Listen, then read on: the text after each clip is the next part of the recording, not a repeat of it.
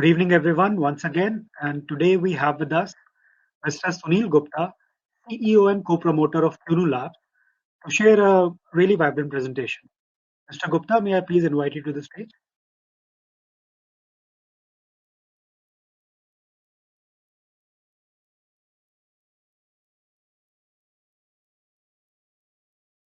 Can we please have Mr. Sunil Gupta on the stage?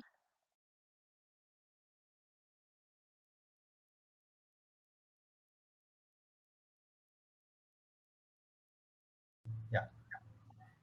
Thank you. Well, Yeah. Right. I'll just share my screen. Can you see my screen, please?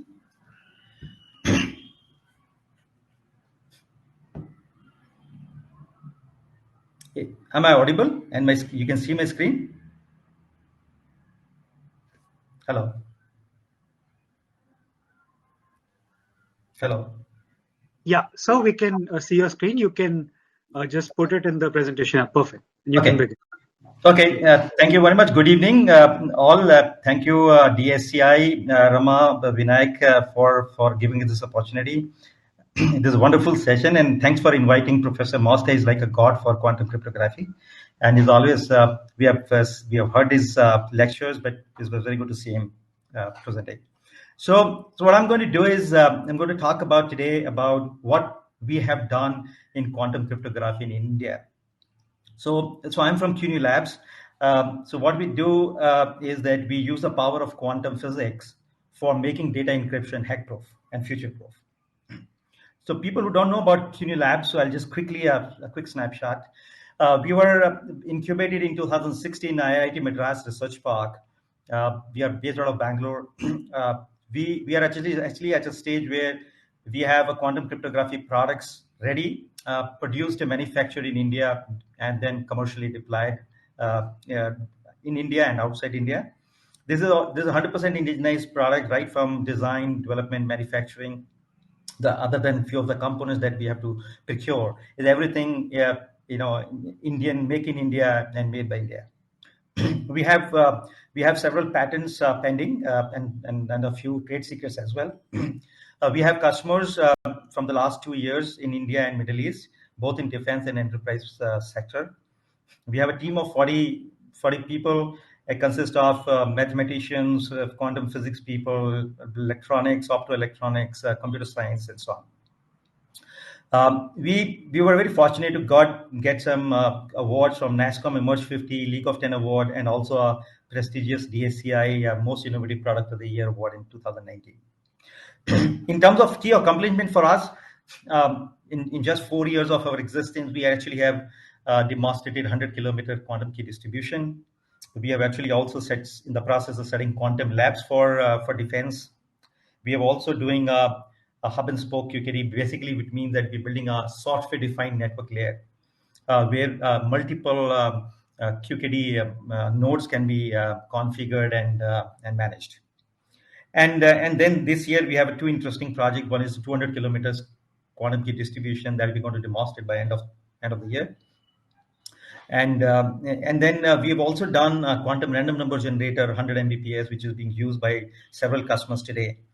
And then we also have India's first quantum secure video conference solution deployed in one of the defense locations. Now, coming to quantum crypto, I think a lot has been said about it, but I will give you our perspective into this. You would probably know this, but which crypto vulnerability took more than 800 days to identify, cost more than 500 millions to fix, and years later, still there are several 100,000 websites were still at risk. Probably a lot of you know this is a OpenSSL Heartbleed vulnerability, and this vulnerability was where people could access on the system memory that people could get the private keys. So just imagine a vulnerability that was found after some time where people could actually get the private keys. And once you have the private keys, you can understand you could get digital certificates. You could build your own websites, do an authentication, whatever you want to do, and so on. and actually, it really created a lot of problem because it took a lot of time to find and fix But the bigger challenge also that it took us a lot of time for people to companies to recall their digital certificates, reissue the digital certificates, and even some of the companies, when they reissued the digital certificates, they couldn't change their private keys. They reissued it with the same private keys, old private keys, which were probably hacked. So that was a big mess. And largely, you see the issue was around lack of cryptographic agility, right? Cryptographic agility is all about where crypto primitives or algorithms can be changed, right? When you find vulnerabilities or they're outdated, you replace them without impacting the overall system and infrastructure, right? So the ability to change layer by layer or primitive by primitive without having a big bang disruption. So that is always a big challenge. Several cases we have seen, and now it's expected that with RSA getting removed and the quantum algorithms coming in, people are extremely worried about lack of cryptographic agility. Now, besides that, there have been regular problems with cryptography, right? And this is a worldwide across the different verticals and enterprises. One category of problems are where the lack of information about which crypto, where the crypto is deployed, which primitives are being used, which cryptography APIs are being used. A lot of this information is missing. Either it is a vendor, right, vendor specific knowledge, or nobody in the organization know about it. Second issue is about poor, I would say, processes, right? Poor key management. We don't know about keys, when keys are going to expire, when to do rollover, which one to revocate, and so on. You're using a random keys, but they're not random, right? So which means there is a bias and there's a predictiveness that is already inherent into the keys, which is a big challenge, right? So, and the misuse of libraries and algorithms. So that is second issue, that about lack of processes. And then there is, of course, lack of implementation, poor implementation in terms of side channel attacks not taken care. You might have good cryptographic system, but if it's vulnerable, if the box itself is not good and the protocols are have not been fixed, then there is going to be a bigger problem. So, nutshell, the cryptography all over is not in a good shape. Now this becomes what the problem with the cryptography is getting much bigger, in the sense that the new problem that is rising on the horizon is about fault tolerant quantum computers. If they are available and they will be able to decrypt public key cryptography, like Dr. Mosca said, right? And the challenge is, probably five years ago when we started, we thought that the quantum computers were going to take much more time and that adoption of quantum cryptography will probably 15, 20 years away. But in the last 12 to 18 months, what we have seen is mind-boggling. We have seen the significant progress in quantum computing, and we've also seen a huge amount of interest come in from different areas that people are coming to us and asking for. Now, not what is quantum cryptography, but about what are the use cases and how can they start this journey, right? So this is very, very interesting part. Now, when we look at the risk because of the large, scalable quantum computers in the next 8 to 10 years, I mean, these were the charts that were put on some of them. If you look at 2018-21, already people are saying that impact could be high, but largely medium, and then medium and a little bit of high. But in the next 5 years, it's going to become much more in terms of likelihood of that is going to happen in about 50 to 90%, and the impact is going to become high. And then by 2030, it's supposed to be extremely high and almost certain going to happen. Right? So that's a risk we are sitting with. And why the impact is so high? Because as Dr. Mosca was saying, it is about 1% of the attack that might happen, but it will going to happen on 90% of the systems, right? And for more than a month, and everything will be taken away, right? So because there are algorithms that are available, Grover's algorithm that brings down the security of AES 256 to 128-bit security and so on, and then Shor's algorithm that completely breaks the public key encryption, right? But all the prevalent one, RSA, which is now removed from TLS 1.3, but even the elliptical curve cryptography is not quantum secure. So what are the main challenges that for the world in terms of post-quantum era? So there are two issues that we have. One is the long-term digital identities, right? A lot of digital certificates that are issued for the long term, I'll show you. And then future security of the data that is encrypted, right, today. So if you look at some of the trusted certificates in the operating system, I've just taken one example, you'll see that if you see the red circles here, you see that the certificates that are issued up to 2038, 2028, 2035, which means the certificates are valid for that long. And if these are broken before that, public key cryptography is broken, then this means you see a challenge, right? These certificates are not coming up for renewal till that time. So these long-term identities are not going to is going to be a challenge in the post-quantum era. Also, we have seen that system live on after IT is no longer support, right? A classical one is the Windows XP, which has been out for quite some time now. But still, a lot of systems in banking sector, healthcare sector, and power and so on, their devices are still being, there are control systems and so on that are using Windows XP, right? So that's a big challenge, right? Because how do you support the vulnerabilities that will exist and come when the systems which are out of support?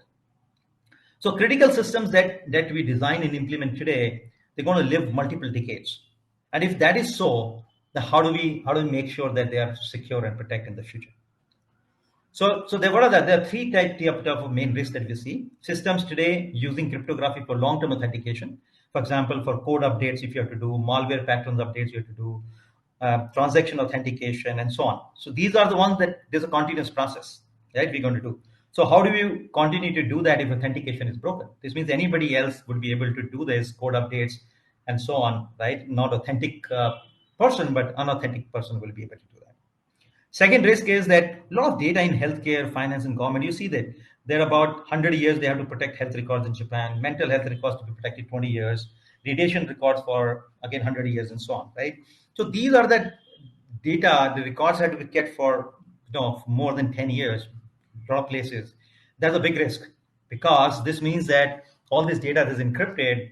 We should be able to protect. If somebody harvests this data today, hackers harvest this data today, they take it and store it, and tomorrow when quantum computers will become scalable quantum computers, they will break all this encrypted data, get access to this confidential data, right? That's another risk. Third one, the sensitive data protected with today's cryptography is vulnerable in the future, right? Which means the data communication over TLS that have been harvested today and so on, right? So there's a big challenge. So many data protection schemes use a combination of public and private keys, as public key cryptography and symmetric keys, right? And that is where if the public keys is exposed and vulnerable, then we have a huge problem for forward security, right? So what is the need of the hour? Need of the hour is to look at quantum cryptography, right? And quantum cryptography brings up certain, very special capabilities. One is that quantum by phenomena delivers 100% random keys, which means that you don't have a problem of lack of entropy. This means you don't get into a situation where you have to reuse your private keys, or you have to reuse your random numbers to generate the keys, right? Your seed needs to be highly random and perfect in terms of entropy. Second thing is that the quantum channel that we create using qubits, it is very difficult for somebody to hack that information on the quantum channel, because the quantum by nature can actually detect the eavesdropping, and we can actually detect and prevent. So this is not possible in quantum world. It's not possible to clone a quantum state, right? And then third is that key is now separated from a data channel, and the key is generated on a separate quantum channel, so that and is protected through quantum physics. So no hacker would ever get a quantum key, right, or a encryption key. He might get a encrypted data, but it of no use to him if there's no key. So that is what is the important part. So there's a quantum cryptography. QNU went ahead and then we said we're going to build QKD and quantum random number generator. These are the two key products in the quantum cryptography. Largely, quantum cryptography is expected to be quantum key distribution, but quantum random number is the root of trust. We call it a seed, and it feeds into the quantum key distribution. And then, of course, there are different variations to do that. So now, what happens in quantum cryptography is that we, instead of using bit, which is 0 or 1, you would have heard of, we use qubits, which is a superposition of two states, right? Which is 0 and 1. Basically, it's a dual state where it is particle as well as wave property at the same time. So what we do, we encode this qubits, right, on the phase of the photon, and there is the photons timestamps are superimposed, right? So that's the way we get. And what the benefit of this is, you get a superposition of qubit generates an entropy that is required, and then it is possible for hackers to hack a qubit, and that is what gives us a randomness and the secure distribution of keys that is needed in quantum cryptography. So there are multiple products. There are quantum. So what we have done is gone ahead and did a quantum random number generator, which is Tropos, and Cosmos is the cloud version of it. We can actually host a random number on a cloud. Armos is our quantum key distribution. And then, as Professor Mosca was saying, that people are moving towards hybrid model. So we would have a quantum key distribution product as well as a quantum resistance product, which is a post-quantum cryptography. So we are also working on that. So if you look at the new cryptographic stack, it will look like this, right? You have a QRNG, which is root of trust. It is bringing a seed, a quantum seed that goes into for anything that you need, either for AI/ML data sets, one-time passwords, as a key, one-time pads for blockchain, the generating a key for the IoT devices and so on. And this feeds into as a random number input to the quantum key distribution for direct shorter links. QKD is suitable for metro area networks. Now the new protocols have come that can extend QKD for even 600, 1,000 kilometers. And for larger distances and for where the fiber optic media is not available, you want a free space or other media, you use post-quantum cryptography and build a hybrid quantum security networks, right? So that is what we are also trying to do. That's where the world is moving. Now, advantage of quantum cryptography, as we said, if there's a Alice and Bob, they generate a quantum channel, which is qubits generator and qubit detectors there. And in the event of if there is a Kevin as a hacker, if he tries to measure it, the immediately qubit will get disturbed and the eavesdropping will get detected, because both sides the errors will go up, and Alice and Bob will know immediately that there is some eavesdropping happening. And if he tries to copy the state, he can't do it because cloning of quantum state is not possible, right? So thus Hassenberg-Uncertainty principle, no cloning theorem, and superposition come to we use these powers to build quantum cryptography technology.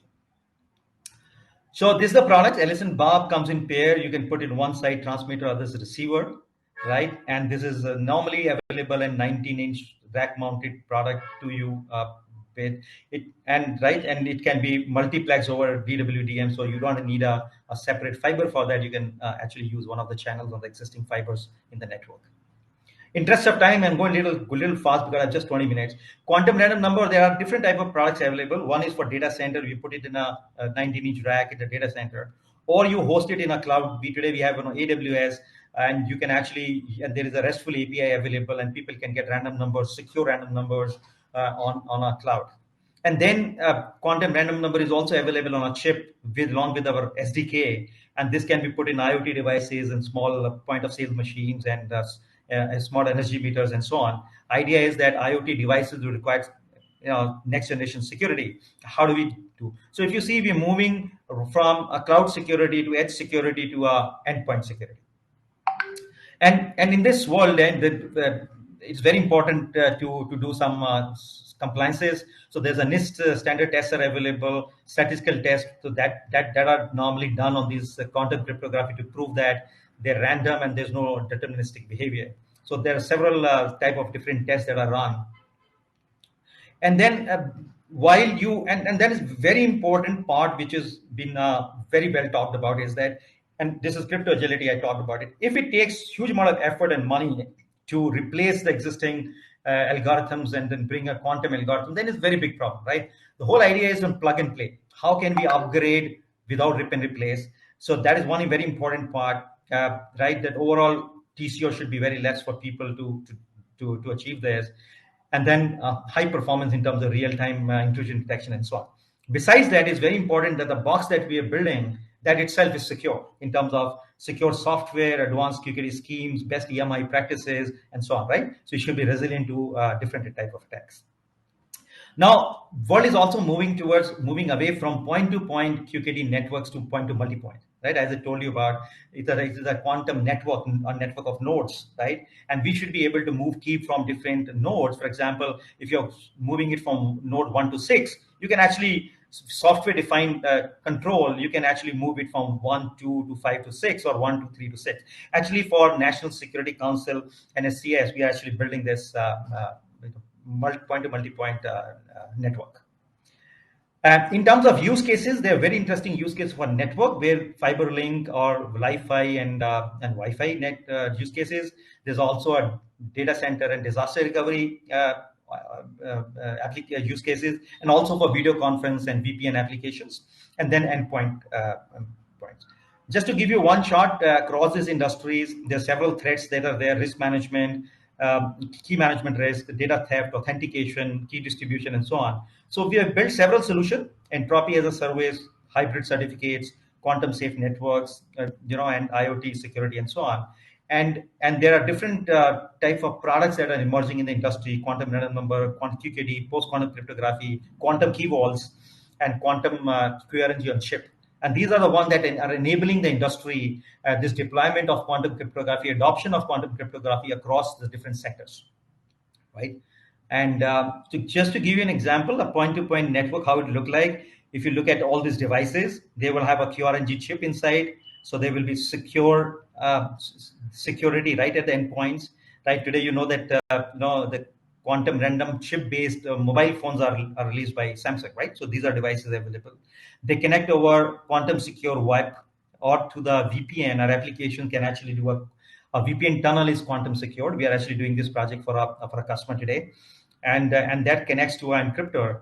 And then the keys are exchanged between Alice and Bob and the encryptors. And then you have a quantum channel, which is a fiber link, and that is where the qubits are exchanged. And any type of hacking on optical fiber link is immediately detected and prevented. So these type of networks are being built today. Just to give you an idea, this is the way we look at this future, where all these devices are protected through a chip-based, quantum chip-based solutions. And then quantum QKDs are protecting the intra-city, 100, 200 kilometers links. And then between intercities, we are going to use post-quantum cryptography or satellite communication, satellite-based QKD to protect it. And then we have an entropy as a service, is a QRNG on cloud, which can be used to build digital certificates, hybrid certificates, web tokens, and so on. And then several applications, cloud-based application can use this random numbers for higher security. So we are moving from, you see, that cloud-based security right to a network security, edge security, and endpoint security. Right? That's the way it's happening. So last quick two things: migration to quantum cryptography is a need. Everybody, all enterprises must move to that. Sensitive data needs to migrate. Baseline the risk is very important. Monitor the changes over a period of time, and then plan rightly plan and time the migration. For example, in risking the baseline, what crypto algorithms are being used, which protocols are being embedded, size of the keys you're using. You might have to change your size of the keys, and how the keys are distributed today and stored, right? And application context, security, time value of the data. And the other end context, we have to closely monitor evolution of the fault-tolerant quantum computers and connectivity of the qubit, how many logical qubits are coming up, and then strength in terms of which PQC algorithms are coming up. For example, as we know that we are in the final stages of getting the PQC algorithm finalized, and we have to track that and then use those at the appropriate time, and then figure out how much time it will take you to implement so that you're ready before the Q day. Q day is like a Y2K, right? But in this case, we don't know when the scalable quantum computers will be available. So that is where everybody uses Dr. Mosca's algorithm that they have. That today, this is where we are, right? And the Q day is everybody is planning to prevent and protect themselves from that. Mr. Gupta, may I please? Yeah, I'm done. Thank you very much. Okay. Yeah. Thank you so much, Mr. Gupta, and thank you. That was really interesting to listen to from the backstage. And with that, I would like to conclude this session, and we'll be back with the next session in another couple of minutes.